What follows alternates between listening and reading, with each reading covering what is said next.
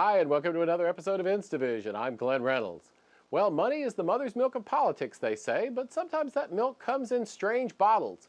We're here today to talk with David Horowitz. He's the president of the David Horowitz Freedom Center, and author with Jacob Laskin of The New Leviathan: How the Left-Wing Money Machine Shapes American Politics and Threatens America's Future. Thanks for joining us, David. Thanks for having me, Glenn. So the story you generally hear on the media is that all the money in politics comes from a bunch of right-wing fat cats. But when you talk to actual activists on the right, they say they're not getting much, whereas the lefties always seem to have lots of grants and foundations and so on. What gives? Well, first we have to distinguish between the politics that's supportive candidates and that takes place in the election cycles, and the politics that takes place between the cycles, which is where the agendas are shaped. It's where the issues about which the elections are fought are defined. And here the left outguns the right by astronomical figures, anywhere from 10 to 1, which is the low end, to 200 to 1, as I'll explain when we get into this. It's just a myth. Look, John Kerry was the richest man in the Senate, and probably three times richer than Mitt Romney. Obama raised $100 million from Wall Street last time out. He's not going to get that this time because he's burned them, but he did get it. How much scrutiny does the nonprofit sector in general get from regulators compared to the business world? I mean, I know the Boston Globe ran a series of reports several years ago on sort of lack of accountability in nonprofits, and every once in a while it gets some attention, but there's like hundreds of billions of dollars sloshing around there without anything like the kind of attention it gets, that money gets in the business world. Is that right? There's no accountability. The IRS will look to see whether the president of the foundation is getting a salary that's too high, or using foundation monies to benefit himself. But as to what they actually do, of course, there's no scrutiny. The IRS defines politics as support for a candidate or support for one of the two parties. However, look, in the Wisconsin, that recent election, which is a pretty important election, Planned Parenthood ran a series of expensive TV ads in 4 pro-Scott Walker districts from legislators. That's entirely political money, but Planned Parenthood is regarded as a charity and it's tax exempt. Yeah, you see a lot of that, and you actually wrote a piece recently for Pajamas Media on the Tides Foundation and how they were funneling support to convicted terrorist and perjurer Brett Kimberlin from somebody, and we don't even know who. Explain how these donor-directed or donor-advised charities like the Tides Foundation or the Charles Schwab Foundation or whatever work. Well, Tides was created actually by the founder of Acorn and also Drummond Pike, Wade Rafke. And it is designed to conceal the donors from public scrutiny for the radical causes that they fund. Why the IRS allows this is beyond me, but it does. I think that conservatives have tried to copy this with an organization called Donors Trust. But conservatives are, they're limited because they believe in the rules and the process. And so they're not going to do what the left does with this money. Let me just give just a picture of the structure. They're what I call the banks, like the Ford Foundation. And if you want to see the comparative wealth, the Koch brothers have a foundation. It's worth $230 million.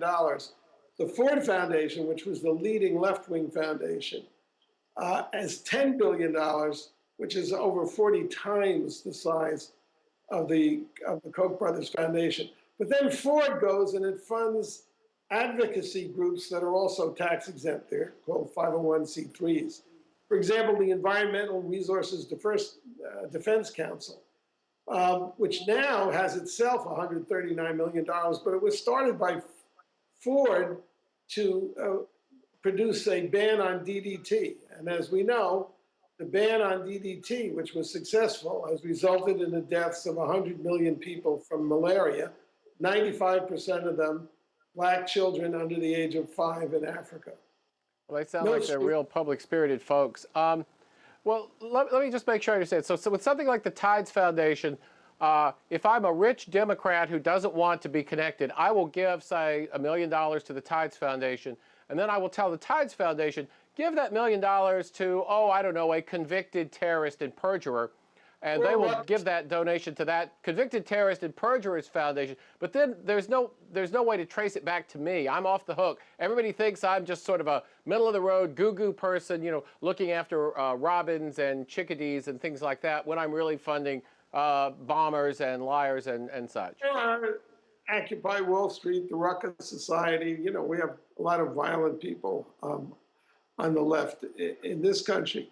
I think the more deceptive thing is when you realize that the Rockefeller Foundation, the Carnegie Foundation, the Hewlett Foundation, the Packard Foundation, the Kellogg Foundation, all these venerable symbols of American capitalism are funding the anti-capitalist, anti-American left. That's what gives people the biggest shock. How is it possible that a foundation bearing the name Rockefeller would be funding socialists? Well, the answer there is simple. Stephen Rockefeller is the president. I interviewed him when Peter Collier and I did a biography of the Rockefellers 30 years ago.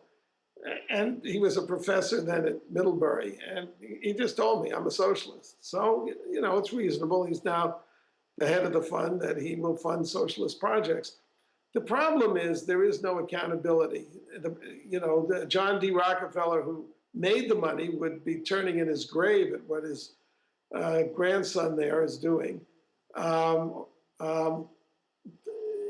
that's where the scrutiny fails. In my view, a solution, or one solution to this, is to have the IRS say that these foundations have to be terminated within 5 years of the founder either dying or resigning from the board.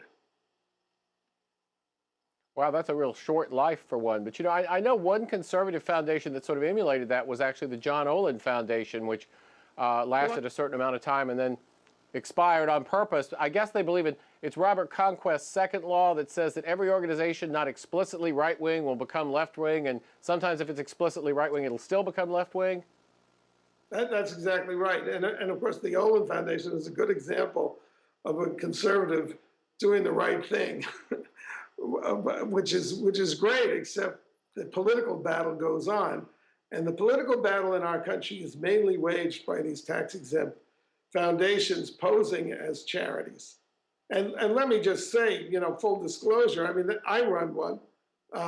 You know, we're just outgunned. I believe in this reform, even though it will hurt me. Well, I've been on the board of numerous nonprofits myself over the years, but it does strike me how little accountability there is for nonprofits as compared to for-profits, both from the IRS and also from the press, because it does seem like if you're organized as a nonprofit and you have a sort of lefty-sounding name, the press just isn't even interested in hearing any dirt about you, no matter how well documented it is. Well, of course, that's right. And that's in part because Ford and these other foundations are major funders of journalism schools and professorships and universities. And, sounds like another big conflict of interest. Well, one thing I admire that you did in your book is that it's like almost half of it, it's this much of it is actually an appendix listing a lot of these groups and you know, showing their money and what they've got and everything. And I think that's really a great contribution.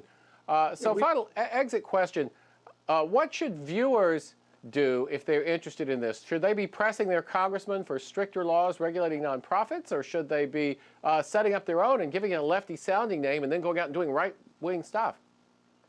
Yeah, I don't think the name really matters. The left-wing foundations, like I said, they have the names Ford or Rockefeller.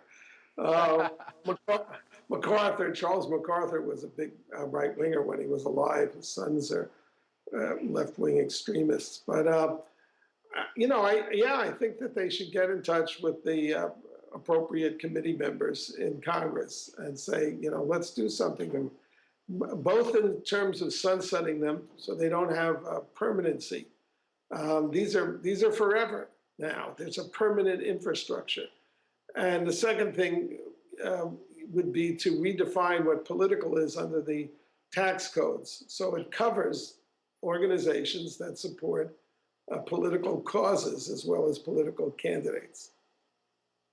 Well, I think that we should simply put a 10% per year tax on their endowments. I think that we always hear everybody's got to pay their fair share, and I think that's an appropriate way to go. I've got a whole actual list of right-wing tax increases that I'm ready to peddle if I ever get elected to Congress. But just taxing the Ford Foundation at that rate would cut the national debt by $1 billion a year. Well, there you go. A program left and right can get behind, maybe, probably not. Well, thanks so much for taking the time to join us. Well, thank you, Glenn. Appreciate it.